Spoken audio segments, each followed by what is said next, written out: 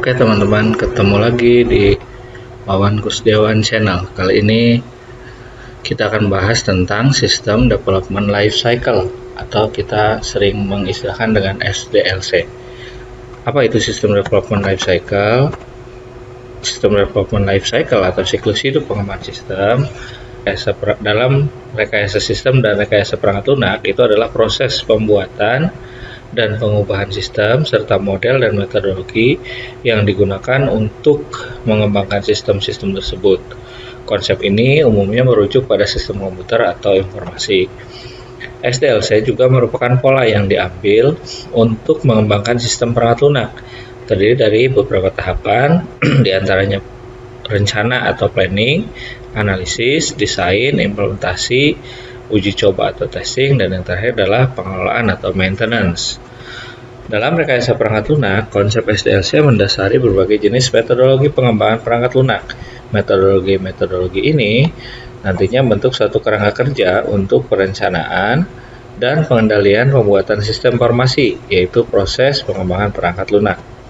Terdapat 3 jenis metode siklus hidup sistem yang paling banyak digunakan, yakni siklus hidup sistem tradisional atau traditional system life cycle, siklus hidup menggunakan prototyping atau life cycle using prototyping, dan siklus hidup sistem orientasi objek atau object oriented system life cycle. Atau ini nanti berhubungan dengan pemrograman berorientasi objek atau object oriented programming. Nah, kenapa sih pengembangan sistem itu tidak bersifat linear seperti ini? Jadi mulai dibuat, kemudian setelah jadi ya udah selesai gitu. Alasannya adalah bahwa sebuah sistem itu dia akan membentuk sebuah siklus, atau kita mengenal dengan istilah System Development Life Cycle tadi. Jadi cycle, siklus atau lingkaran. Ada beberapa tahapan, fase-fase dalam SDLC. Ada 5. Yang pertama adalah tahapan perencanaan sistem.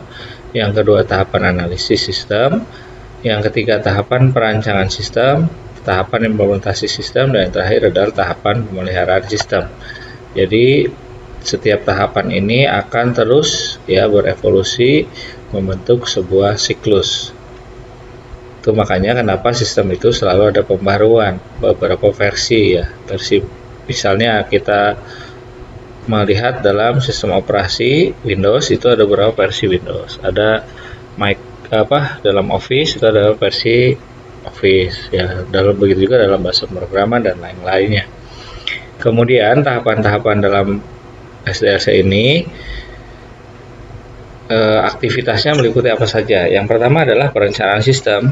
Ini lebih menekankan pada aspek studi kelayakan pengembangan sistem atau feasibility study. Aktivitasnya meliputi pembentukan dan konsolidasi tim pengembang, kemudian mendefinisikan tujuan dan ruang lingkup pengembangan, mendefinisikan apakah masalah-masalah yang ada itu bisa diselesaikan melalui pengembangan sistem, menentukan dan evaluasi strategi yang akan digunakan dalam pengembangan sistem, penentuan prioritas teknologi, dan pemilihan aplikasi.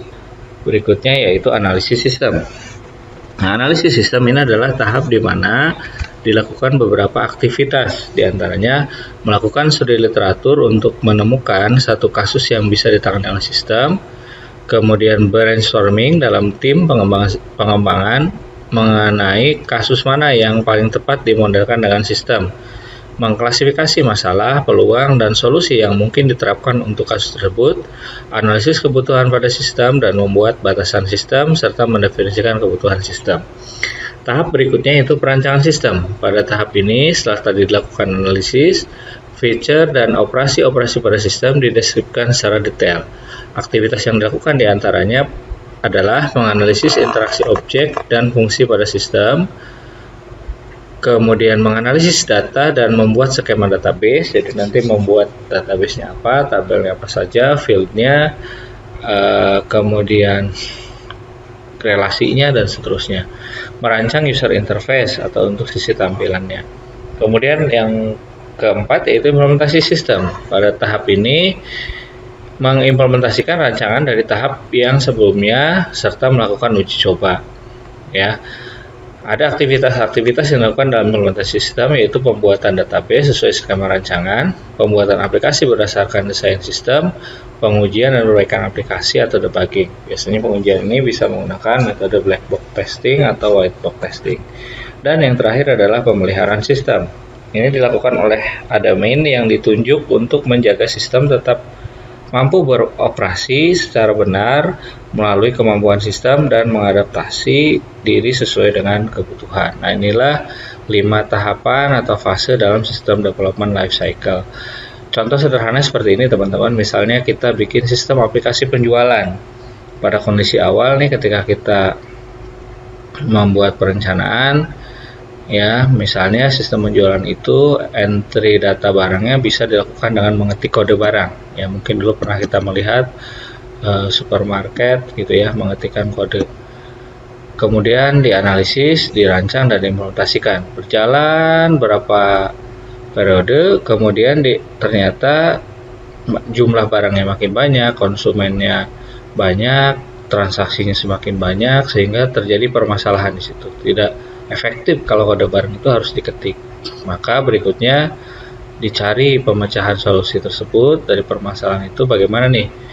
Dibikinlah analisisnya, kemudian dibuat perancangannya, misalnya yang tadinya inputnya pakai keyboard diubah tuh input datanya menjadi